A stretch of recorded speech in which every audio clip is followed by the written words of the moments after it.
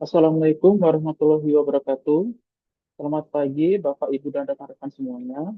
Halo, perkenalkan kami dari kelompok 3, Angkatan 8, peserta pelatihan dasar CPNS Kementerian SDM formasi tahun 2024.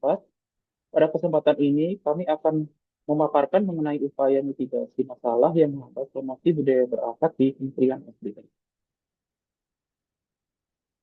Yang pertama, mengenai latar belakang, budaya kerja berakhlak adalah landasan utama dalam membentuk ASN yang profesional dan berintegritas.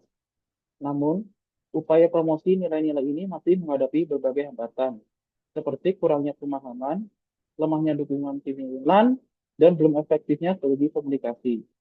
Untuk memastikan budaya berakhlak yang terinternalisasi dengan baik, diperlukan perancangan mitigasi yang tepat terhadap berbagai kendala tersebut. Selanjutnya, silakan Saudara Ivan. Oke, baik. Terima kasih atas waktunya. Untuk selanjutnya mengenai tujuan dan manfaat.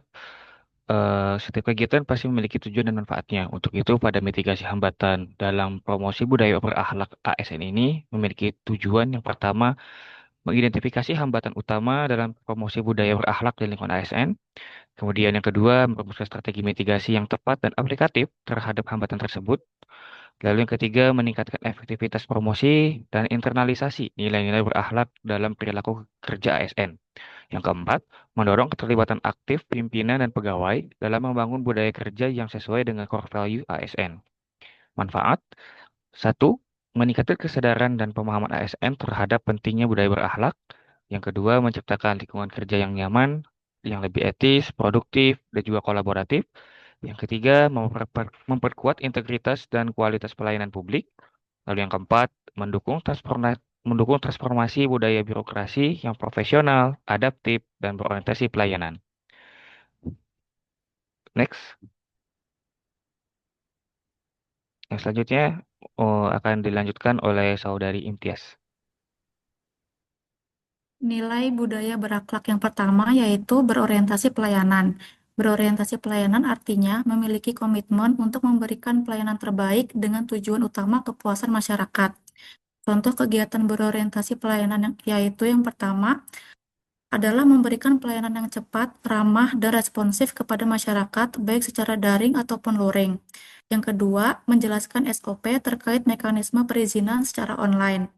Dalam pelaksanaan kegiatan, kita dapat menemukan hambatan seperti jumlah petugas tidak sebanding dengan volume permintaan layanan, kurangnya pelatihan terkait etika pelayanan, pegawai belum memahami alur perizinan online secara mendalam, serta pemohon mengalami kesulitan menggunakan sistem.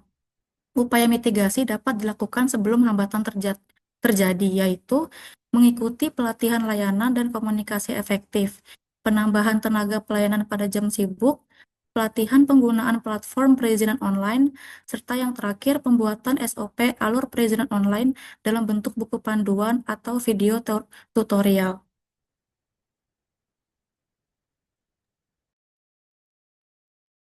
Oke, selanjutnya saya akan menjelaskan terkait tentang akuntabel. Akuntabel merupakan sikap dapat dipercaya dengan cara melaksanakan setiap tugas dan tanggung jawab secara transparan, objektif, dan dapat dipertanggungjawabkan sesuai dengan ketentuan dan aturan yang berlaku.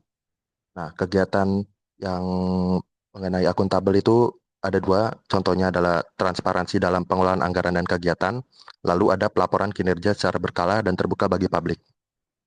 Bentuk hambatan dari kegiatan tersebut antara lain ada empat, yaitu pertama, pegawai belum memahami tata cara penyusunan laporan yang transparan. Kedua, publik kesulitan memahami format laporan yang kompleks. Ketiga, platform publikasi data belum terintegrasi atau sulit diakses. Keempat, ada informasi keuangan dan kinerja tidak diperbarui secara real time. Lalu, upaya mitigasi yang dapat dilakukan untuk mengatasi hambatan tersebut antara lain yaitu pertama, ada penyusunan laporan keuangan dan kinerja yang jelas dan akuntabel. Kedua, ada penyusunan laporan dengan bahasa yang mudah dipahami publik. Ketiga, ada audit berkala oleh pihak internal dan eksternal. Keempat, ada evaluasi dan tindak lanjut oleh hasil audit. Oke, next, selanjutnya kompeten akan dilanjutkan oleh Mas Aziz. Oke, selanjutnya yang ketiga adalah kompeten. Kompeten itu berarti sikap dan perilaku terus belajar dan mengembangkan kapabilitas diri untuk menjawab tantangan yang selalu berubah. Nah, ada dua kegiatan yang biasa menunjukkan perilaku kompeten. Yang pertama, mengikuti pelatihan dan pengembangan diri untuk meningkatkan pengetahuan serta keterampilan sesuai bidang tugas. Dan yang kedua, bekerja sesuai standar prosedur dengan hasil yang berkualitas dan tepat waktu. Namun ada beberapa hambatan dalam perihal kompeten. Yang pertama adalah gap kompetensi dengan tuntutan kerja. Yang kedua, resistensi terhadap perubahan. Ketiga, kurangnya knowledge sharing. Dan yang keempat, keterbatasan akses pelatihan. Lalu untuk memitigasi hambatan tersebut, yang pertama, menyediakan program sertifikasi kompetensi sesuai bidang kerja. Yang kedua, menyelenggarakan diklat transformasi digital dan manajemen perubahan. Yang ketiga, mewajibkan ASN yang telah mengikuti diklat atau sertifikasi untuk membuat sharing session ke internal. Dan yang terakhir, menyediakan program e-learning atau diklat berkelanjutan daring agar bisa diakses lebih luas. Dan selanjutnya akan dilanjutkan oleh Rizka. Baik, untuk selanjutnya adalah nilai harmonis. Harmonis adalah nilai yang menekankan pentingnya kepedulian, saling menghargai, dan membangun hubungan kerja yang sehat di lingkungan ASN. Adapun salah satu contoh kegiatan deskripsi kegiatan dari harmonis itu salah satunya menjalin hubungan kerja yang baik dengan saling menghormati dan menghargai. Kemudian yang kedua ada bersikap ramah, sopan, dan terbuka dalam berkomunikasi. Namun ada berbagai bentuk hambatan. Yang pertama itu ada perbedaan pendapat atau kepentingan antar pegawai, kemudian yang kedua kurangnya keterbukaan dalam penyampaian ide, kritik maupun saran, dan ketiga minimnya empati dan saling pengertian dalam bekerja sama. Kemudian yang terakhir itu ada gaya komunikasi yang kurang tepat. Namun ada beberapa cara upaya mitigasi. Yang pertama itu mengadakan kegiatan penguatan kerjasama tim. Kemudian yang kedua, ada lebih terbuka terkait ide, kritik, maupun saran. Yang ketiga, membangun rasa saling percaya. Yang keempat, melatih keterampilan komunikasi, kerjasama, serta penyelesaian masalah. Ini yang selanjutnya adalah nilai loyal yang akan disampaikan oleh Mbak Zelda. Ya. Loyal berarti setia, taat, dan patuh terhadap negara, pimpinan yang sah, serta organisasi tempat ASN mengabdi. ASN yang loyal akan menjaga nama baik instansi dan mendukung kebijakan pemerintah dengan tetap mengutamakan kepentingan bangsa dan negara. Adapun beberapa deskripsi kegiatan loyal, yang pertama, menjalankan tugas sesuai peraturan dan arahan pimpinan. Yang kedua, mendukung visi, misi, serta program prioritas pemerintah. Yang ketiga, menjadi duta positif instansi dalam setiap interaksi dengan masyarakat. Dan yang keempat, menjaga kerahasiaan informasi internal instansi. Beberapa bentuk hambatannya, yang pertama, perbedaan kepentingan antara individu atau kelompok dengan kebijakan organisasi. Yang kedua, munculnya konflik kepentingan pribadi atau kelompok. Yang ketiga, penyebaran informasi negatif atau hoax yang dapat merusak kepercayaan ASN terhadap institusi. Dan yang keempat, kurangnya pemahaman terhadap visi misi organisasi. Selanjutnya, beberapa upaya mitigasi yang dapat dilakukan. Yang pertama, sosialisasi berkelanjutan mengenai visi, misi, dan arah kebijakan organisasi. Yang kedua, meningkatkan komunikasi dua arah antara pimpinan dan pegawai. Yang ketiga, penguatan integritas melalui kode etik dan budaya kerja. Dan yang keempat, penegakan disiplin dan reward punishment yang adil. Selanjutnya akan dijelaskan oleh Mbak Syafira. Baik, untuk nilai berakhlak selanjutnya itu ada adaptif yang artinya adalah mampu menyesuaikan diri dengan perubahan, kemudian terus berinovasi serta terbuka terhadap perkembangan teknologi, kebijakan ataupun dinamika masyarakat. ASN yang adaptif itu tidak kaku dengan cara yang lama, tetapi cepat belajar dan juga fleksibel. Nah, untuk deskripsi kegiatannya itu diantaranya seperti mengikuti pelatihan ataupun learning session untuk meningkatkan kompetensi, kemudian juga memanfaatkan teknologi informasi dalam pelayanan publik, mengembangkan cara kerja baru yang lebih efektif dan efisien namun tetap sesuai dengan tujuan, dan juga bersikap terbuka terhadap masukan ataupun kritik dari masyarakat maupun dari rekan kerja. Nah, untuk bentuk hambatan dari nilai adaptif ini diantaranya yaitu resistensi pegawai terhadap perubahan, di mana terkadang pegawai itu mungkin cenderung sudah betah dengan zona nyamannya. Kemudian juga keterbatasan sarana prasarana pendukung, karena memang adaptif ini juga perlu pendukung untuk digitalisasi seperti itu. Kemudian juga kesenjangan kompetensi antar pegawai dan ketidakpastian kebijakan yang dinamis atau berubah secara cepat. Nah, bagaimana upaya mitigasinya? Yang pertama diantaranya itu menyediakan program peningkatan kapasitas sumber daya manusia seperti pendidikan pelatihan, workshop, mentoring, kemudian juga menyediakan fasilitas teknologi dan infrastruktur yang memadai, mendorong budaya kerja belajar berkelanjutan atau continuous learning, serta membangun komunikasi perubahan yang jelas supaya pegawai itu memahami urgensi dari transformasi supaya bisa bersikap lebih adaptif.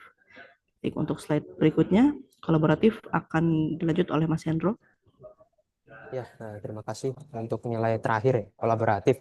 Kolaboratif itu bukan hanya sekedar bekerja sama, namun juga membangun sinergi dengan berbagai pihak. Tujuannya satu, yakni mencapai tujuan bersama secara efektif. Untuk poin pertama, gimana sih cara kita menerapkannya? Salah satu contoh konkretnya adalah koordinasi lintas direktorat dan kementerian. Hal ini penting dikarenakan saat menyusun kebijakan, misalnya tentang hilirisasi sumber daya mineral dan batu bara, dengan koordinasi yang baik, kita bisa memastikan kebijakan yang dibuat itu terpadu dan tidak tumpang tindih. Yang kedua, contoh lain adalah kolaborasi dengan aparat penegakan hukum. Dalam hal ini Dijen Gakum, eselon 1 baru dari Kementerian SDM. Kita bisa bekerja sama dengan mereka untuk melakukan pengawasan dan penindakan terhadap penambangan ilegal, atau mungkin juga ke depannya bisa terkait pencurian listrik. Kolaborasi ini memastikan bahwa aturan ditegakkan dan sumber daya alam kita bisa terjaga, guna mencegah kerugian bagi negara. Poin ketiga, selanjutnya kita juga perlu mempererat kerjasama dengan pelaku usaha industri, terutama di sektor energi baru dan terbarukan, dikarenakan mereka ini adalah motor penggerak dari transisi energi. Dengan kolaborasi ini, kita bisa mempercepat program transisi menuju energi yang bersih dan terbarukan. Poin keempat, terakhir, kita harus mendorong harmonisasi regulasi antara pemerintah pusat dan daerah. Seringkali regulasi yang berbeda bisa menciptakan hambatan. Dengan harmonisasi, kita menciptakan iklim investasi yang lebih kondusif di sektor sumber daya energi. Selanjutnya terkait bentuk hambatan dan upaya mitigasi, tentu saja ya dalam setiap kolaborasi tentu akan ada tantangan yang harus kita hadapi. Hambatan pertama yakni kurangnya sinkronisasi data. Kasus ini merupakan hal yang sangat spesifik dan harus tepat, sehingga diperlukan ketelitian dan komunikasi yang baik antar kementerian, lembaga, dan juga badan usaha. Namun sebetulnya hal ini dikarenakan perbedaan parameter, di mana Kementerian SDM menggunakan jumlah desa yang belum terlistriki, namun PLN menggunakan jumlah lokasi dusun dan desa yang belum terlistriki, sehingga jumlah akan lebih besar ya jumlah dari PLN. Hambatan kedua adalah perbedaan prioritas. Misalnya Kementerian SDM mendorong transisi energi baru, sementara Kementerian Perindustrian masih mengandalkan energi fosil yang stabil dan murah. Perbedaan ini bisa membuat langkah kita menjadi tidak sejalan. Lalu bagaimana cara kita mengatasi hambatan-hambatan ini? Pertama, kita harus meningkatkan integrasi sistem digital. Dengan sistem yang terintegrasi, kita bisa mengakses data secara real-time dan lebih akurat. Hal ini akan menghilangkan atau mengurangi risiko masalah perbedaan data. Yang kedua, kita perlu menerapkan target bersama lintas kementerian. Salah satu caranya adalah melalui rencana strategis atau RESTRA. Dengan target yang jelas dan disepakati bersama, kita bisa memastikan semua pihak bergerak ke arah yang sama, meskipun prioritasnya mungkin berbeda. Intinya kolaborasi ini kunci untuk mencapai tujuan bersama. Dengan mengatasi hambatan-hambatan yang ada, kita juga bisa bekerja lebih efektif, efisien, dan membawa dampak yang lebih besar bagi negara. Mungkin selanjutnya terkait kesimpulan akan disampaikan oleh Mas Aufan. Terima kasih. Oke, terima kasih. Kesimpulan.